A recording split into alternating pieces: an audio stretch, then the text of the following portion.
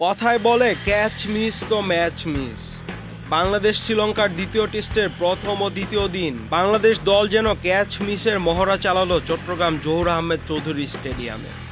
দ্বিতীয় টেস্টের প্রথম দিনে বাংলাদেশ ক্যাচ মিস করে ৩টি। এক ইনিংসে মোট ৭টি ক্যাচ হাত ফসকে বের হলো টাইগারদের।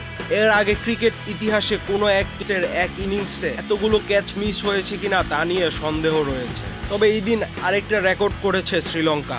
৪৮ বছরে পুরনো রেকর্ড ভেঙে নতুন রেকর্ড করেছে লঙ্কানরা। এই ঈদে দেশ জুড়ে কেনাকাটার ফুর্তি হবে শুধু বিকাশে, সাথে ডিসকাউন্ট কুপন, ইনস্ট্যান্ট ক্যাশব্যাক। কোনো দল ৫০০ রানের অধিক করেছে কিন্তু সেঞ্চুরি করতে পারেনি, এমনটা টেস্টে ঘটল দ্বিতীয়বারের মতো। লঙ্কানদের করা ৫৩১ রান সেঞ্চুরি ছাড়া দলীয় সর্বোচ্চ রান। শ্রীলঙ্কার এই রেকর্ডের পিছনে পড়ে গেল ভারতের কীর্তি। ১৯৭৬ সালে ভারত কানপুর টেস্টে নিউজিল্যান্ডের বিপক্ষে ৫২৪ রান তুলে প্রথম ইনিংস ঘোষণা করে। সর্বোচ্চ ৭০ রানের ইনিংস এসেছিল অমরনাথের ব্যাট থেকে, 50 করেছিল আরও ৫ জন। চট্টগ্রাম টেস্টে লঙ্কানদের ৬ ব্যাটার 50 করেছে, যার সুবাদে লঙ্কানদের স্কোর দাঁড়ায় ৫৩১ রান। লঙ্কানদের ইনিংসে সর্বোচ্চ ৯৩ রান এসেছে কুশল মেন্ডিসের ব্যাট থেকে।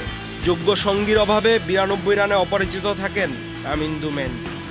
৪৮ বছরে এই পুরানো রেকর্ডটি ভাঙতে লঙ্কানদের সবচেয়ে বেশি সাহায্য করেছে বাংলাদেশ দলের ফিল্ডাররা। শান্ত বাহিনী যদি রেকর্ড ৭টি ক্যাচ মিস না করত তাহলে হয়তো শ্রীলঙ্কার পক্ষে রেকর্ডটি করা অতটা সহজ হতো না। আহমেদ শাফি, চ্যানেল আই।